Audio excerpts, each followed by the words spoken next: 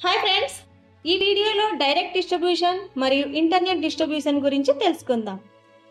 Direct distribution అంటే ఉత్పత్తులను తయారీదారుల నుంచి నేరుగా వినియోగదారులకు లేదా రిటైలర్లకు సరఫరా చేసే విధానం. డైరెక్ట్ డిస్ట్రిబ్యూషన్ అంటే తయారీదారులు వారి ఉత్పత్తులను మధ్యవర్తులు లేకుండా నేరుగా రిటైలర్లకు లేదా వినియోగదారులకు విక్రయించే పద్ధతి. అది ఏ విధంగా అంటే గౌడౌన్లు, డిస్ట్రిబ్యూటర్లు లేకుండా సరుకులను తక్షణమే డెలివరీ చేస్తారు. 2.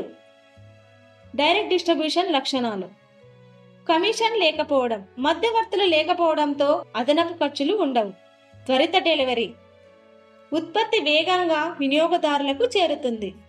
అధిక నియంత్రణ, తయారీదారులు ధరలు మరియు నాణ్యతపై పూర్తి నియంత్రణ కలిగి ఉంటారు. ఉదాహరణ, కంపెనీలు తమ ఉత్పత్తులను తమ సొంత దుకాణాల ద్వారా విక్రయించడం. ఉదాహరణ, అమూల్, బాటా. నేరుగా కస్టమర్ ఆర్డర్ను తీసుకొని డెలివరీ చేయడం. ఇంటర్నెట్ డిస్ట్రిబ్యూషన్ అంటే ఉత్పత్తులు ఆన్లైన్ ప్లాట్ఫామ్లలో, ఈ-కామర్స్ వెబ్సైట్ల లేదు మొబైల్ యాప్ల ద్వారా విక్రయించే విధానం. ఇది డిజిటల్ మార్కెటింగ్ ఆధారంగా పనిచేస్తుంది. ఇంటర్నెట్ డిస్ట్రిబ్యూషన్ లక్షణాలు. గ్లోబల్ రీచ్, ఉత్పత్తులు ప్రపంచవ్యాప్తంగా అందుబాటులో ఉంటాయి. సులభ ప్రాప్యత, వినియోగదారులు ఇంటి నుండి ఉత్పత్తులను ఆర్డర్ చేయగలుగుతారు. తక్కువ ఖర్చు, స్టోర్ నిర్వహణ అవసరం లేకుండా డిజిటల్ మాధ్యమాలను ఉపయోగించడం. ట్రాన్స్పరెన్సీ, ఉత్పత్తుల ధరలు, రివ్యూలు, రేటింగులు వినియోగదారులకు ముందే కనిపిస్తాయి. ఉదాహరణ, ఈ-కామర్స్ వెబ్సైట్లు, అమెజాన్, ఫ్లిప్కార్ట్, మీషో. సొంత వెబ్సైట్లు, కంపెనీలు తమ వెబ్సైట్ల ద్వారా నేరుగా విక్రయాలు. ఉదాహరణ, Nykaa, Mamaearth. Social media, Facebook, Instagram ద్వారా విక్రయాలు.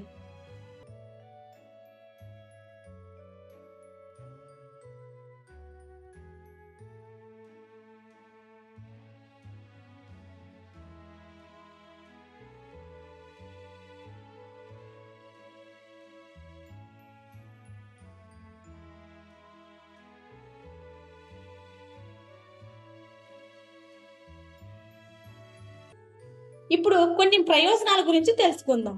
ఇందులో మొదటిగా డైరెక్ట్ డిస్ట్రిబ్యూషన్. అధిక నాణ్యత, నియంత్రణ, వినియోగదారులతో నేరుగా సంబంధాలు. 2. Internet distribution.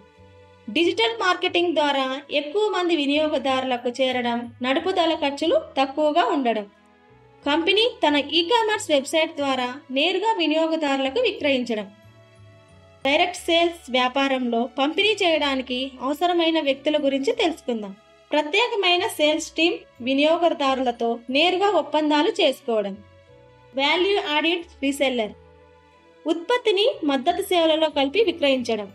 డీలర్, ప్రత్యేకమైన ప్రాంతాల్లో డీలర్ నెట్వర్క్ ద్వారా విక్రయాలు చేయడం. రిటైలర్, సూపర్ స్టోర్స్ లేదా రిటైల్ షాపుల ద్వారా విక్రయించడం. సేల్స్ ఏజెంట్, కంపెనీ తరపున ఉత్పత్తులను ప్రమోట్ చేసే ఏజెంట్లు లేదా ప్రతినిధులు. చక్కటి సరఫరా ప్రోగ్రాం డిజైన్ చేయడం ఎలా? ఇందులో మొదటిగా ఎండ్ యూజర్ల అవసరాలు అర్థం చేసుకోవడం. వ్యక్తిగత సేవ అవసరం, స్థానిక డీలర్ నెట్వర్క్ లేదా డిసెలర్ ప్రోగ్రాం ఉపయోగించండి. ఆన్లైన్ కొనుగోలు, కస్టమర్ ఆర్డర్ చేసిన ఉత్పత్తిని లేదా సేవను కస్టమర్కు సమయానికి సమర్థవంతంగా అందించే మొత్తం ప్రక్రియను ఏర్పాటు చేయండి. ఉత్పత్తిని ఆన్లైన్ రిటైలర్లు లేదా డిస్ట్రిబ్యూటర్లకు అమ్మండి. 2. స్పెషలైజ్డ్ సేల్స్ టీమ్ ఏర్పాటు. కస్టమర్తో నేరుగా ఒప్పందాలు చేయడానికి ప్రత్యేక టీం ఉండాలి. మొత్తం ఛానల్ గ్రూప్తో పనిచేయడం. ఇందులో మొదటిగా రీసెలర్లు మరియు ఏజెంట్లతో సంబంధం.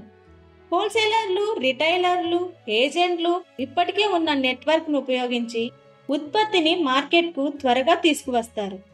ఈ గ్రూప్ను కస్టమర్లకు పరిగణించి వారి అవసరాలను తీర్చడం. 2. బలమైన మార్కెటింగ్ ప్రోగ్రాంలు అందించడం. పంపిణీ భాగస్వాములకు అవసరమైన మద్దతు ప్రోగ్రాం రూపొందించండి. ఫలితంగా అందరి ఆదాయాన్ని గరిష్ట స్థాయికి తీసుకురాగలరు. ఉదాహరణ, ఇందులో మొదటిగా వంట నూనెల తయారీ కంపెనీ. హోల్సేలర్లు మరియు రిటైల్ షాపుల ద్వారా అమ్మకం. ఈ కామర్స్ సైట్ ద్వారా నేరుగా వినియోగదారులకు విక్రయించడం. 2. ఆరోగ్యకరమైన బిస్కెట్ల బ్రాండ్. స్థానిక డీలర్ల ద్వారా విక్రయాలు, ఆన్లైన్ మార్కెట్ ప్లేస్. ఉదాహరణ అమెజాన్, ఫ్లిప్కార్ట్.